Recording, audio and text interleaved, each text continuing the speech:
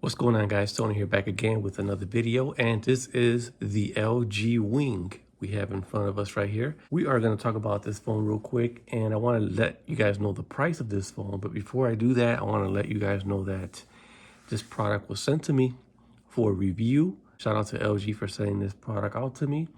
And this, coming from Verizon, is currently $999. It is rocking Android 10.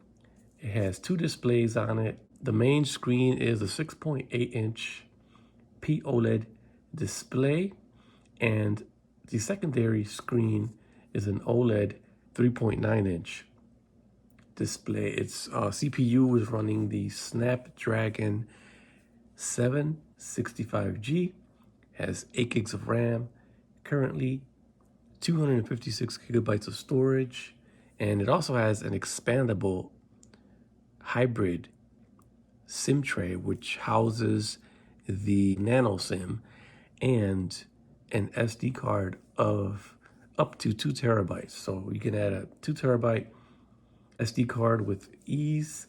3 cameras on the back. The main camera is a 64 megapixel wide. The second camera is a 13 megapixel ultra wide. And then it has a 12 megapixel ultra wide. They all have different aperture. Also has pretty cool features. It has what's called a gimbal mode. So we'll get into that here in a second. It does have a pop-up camera, pop-up selfie camera that is 32 megapixels. It has a 4,000 milliamp battery, which is pretty good. Well, it's actually real good. It's a hefty device. It weighs 9.74 ounces. So using this for about a week, a little over a week, just carrying it with me. No case, no screen protector. It's held up pretty nice. So I've been using it like without the screen protector, without a case. I love the animation sounds when you unlock it and stuff like that. Fingerprint reader, it just works real good. It's pretty accurate and fast when it comes to the fingerprint reader. So a couple things that I noticed after about a week of using it is that the battery life, even though it's a 4,000 milliamp battery, and I haven't really been able to use this as my only primary device, I can only speculate that me using it, the battery is pretty good for me. Like I said, I haven't used it as my primary main device, so I'll have to make another video when I do get the T-Mobile version and give you guys an in-depth review on that. But it's kind of bulky. So my couple of gripes about the phone is that it's a bulky phone, it's a heavy phone, and for the price of $1,000, I mean, it gets the job done for what I do. These are the apps that I primarily use. With gaming on it was pretty good also, but for the price, wish to have the latest processor. Future-proof it, because $1,000 is a lot of money, even though this has a cool factor, which is something that I really enjoy. I think having the latest processor for the money that you've invested in it would have been better for me. But anyways, so that's a couple things that I have a gripe with is the bulkiness, the heaviness, and not having the latest processor in here. And sometimes changing orientation, like you can't really see it on this one, but changing the orientation, sometimes it's not the fastest. So that could have to do with the processor or not. But there's different modes in here. There's not a lot of development yet when it comes to apps that you can use in this mode, which is the swivel mode. You got the smaller screen. It's actually real nice. The viewing angles are pretty nice, and also doesn't get super bright, but it's very viewable in my usage outdoors right now. It's a lot of snow and overcast, not a lot of sunlight, so just putting that out there. But yeah, there's not a lot of development yet with the apps that you can use in this mode. You can use this game called Asphalt. You can check out your photos. I'll try to do that real quick. If you swipe down, you can switch the screens. You can go back, And you can also use this right here, which is a touchpad, and you can just double tap and then go back. You can use it as if you're into that, and also if you want to scroll up, you just put your finger on there and then scroll. So it's pretty neat. There's also another thing on here. It's a lock. I forget what it's called, but you lock it. Oh, grip lock.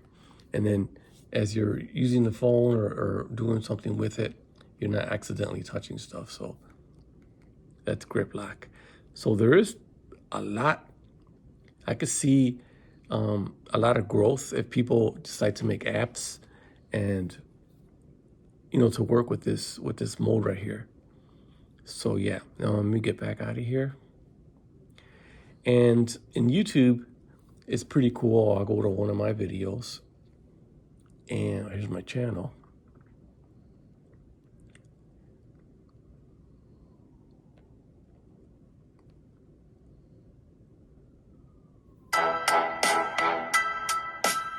So you can pause, you can play, you can skip videos. Well, it's him. So this is the rise of hedge fund. One of the things that I really enjoy about this phone. That's why I got to get a T-Mobile version. I really like this. You can skip through it. You can skip forward. You can go backwards. You can buffer forward, buffer backwards. You can skip. You can pause.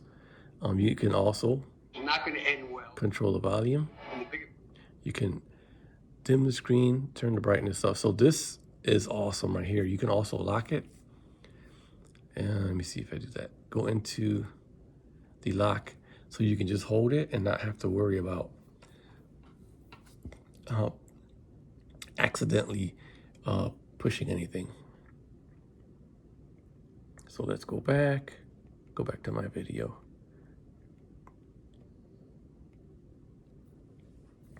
And here it is. So this is cool. This is really cool. I like this. You can do media controllers, games, and stuff like that. I just hope there's more development for this particular mode, because I really, this just is very comfortable to hold like this. And let me show you one more. Clear all. It actually clears the one up on top. If you go to the camera, you also have an option. This is gimbal mode. Without even moving the phone around, you can just do this. So I use this at the dealership, and it's pretty dope. So this is gimbal mode. I'll have a later video on, I'll take some footage using this. You have time lapse, slow mode, and these are and dual recording is pretty awesome. So you can record like this. You can flip it, and you can go side by side. You can flip it too. So I haven't done videos on it. I'm telling you, there's a lot of potential with this camera. I really like the camera and this dual recording. And let me see what type of modes you have here. This is, I forget what this one. Oh, pan, follow, and then we have first person view. So that's what it's in now, and then this one is follow mode. So yeah, it has a lot of interesting features. So the resolution that you can record 1080p.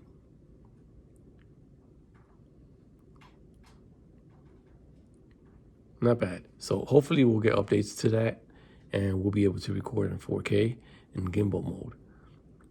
But moving outside of this, which is the best feature on this phone, is this mode right here. If you go back to the camera, you get your regular standard portrait. You could do the blur and stuff like that. Video, you can record all the way up to 4K. 4K 60. Yeah, you can record in 4K 60 in video, and it looks quite good. You also have some zoom capabilities. So the cameras are dope on here, man. It's one of the cool things. Let me see what else. So the software is pretty good on here. It's pretty smooth. I'm using the stock launcher. You swipe over and you got the Google Now cards. Gimbal camera is very useful. And the mechanism, this mechanism seems, it's like addictive to do. And especially now that you can add different sounds to it. So you can see the back of it. I think it's plastic. But the swivel mechanism in here doesn't feel cheap, and it feels like it'll last for a long time. So the only other issue that I'm having is finding a case for this, because since you have the swivel, the case can only come so far, and you have to still have the ability to swivel. So I think I'll probably just rock this with a tempered glass screen protector and possibly maybe a skin. But yeah, so far so good. The dual display is real nice. The price is kind of high. Setting it up is pretty easy. Fingerprint reader always works. And so far, for the price, I think the price is a little bit high. But if you can get it on a carrier, financed or whatnot, I'd say go for it if you're a content creator like myself. So this is just 1 week with the LG Wing. I played some games with it. Let me show you a game real quick before I end this video. You could flip it, and we could use it in this mode. There it goes. I was looking for the maps. Okay. You can see here. I turned the volume down because I think it's copyright, but you can see you got the maps on top. So far, this is the only game that I've played with it, using the maps up on top. It's pretty cool. The graphics on here on this particular video game is real nice. And knowing that the maps up on top is pretty cool. You glance up there and you can see what's up ahead. So that's very useful. So there's a lot of stuff on this phone that, like I said, I would love for it to get support from app developers. Boom.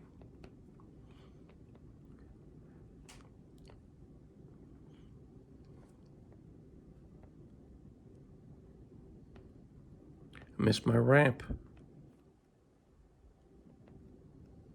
Give me that. Give me that.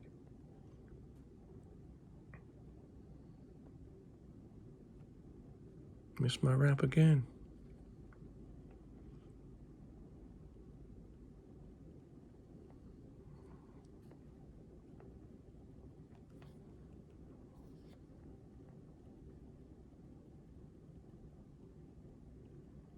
Boom.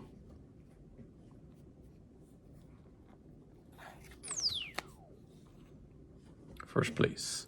So yeah, that is Asphalt 9. Pretty interesting game. It works great on here. You do see some tiny drop frame rates, but nothing that's gonna impose on your game or nothing like that. But yeah, definitely give this device a thumbs up. Stay tuned for my T-Mobile version, because the T-Mobile version, I think I'm gonna permanently put my main SIM in here and rock with this one. That's how much I really like the phone. It also has a couple things. I think it's IP65 splash resistant, so you gotta be careful with this phone. But like I said, it has a lot of the main things that you would want. Headphone jack is gone. I forgot to mention that. There's a dongle included in the box, and it only has a bottom firing speaker. So it doesn't have a dual speaker on here. It comes with this charger, 25-watt fast charger included. An awesome selling point right now. Since 2020, all these manufacturers decided to exit out the charging brick. I think the charging brick is important when you buy a phone, and they do include it. So they include this USB Type-C charger with a USB Type-C on both ends. And they also include a dongle. So if you want to use wired headphones, you can. So my 2 cents on this phone. Check it out, pick it up, and give it a spin. And stay tuned for some more content. We out. Peace.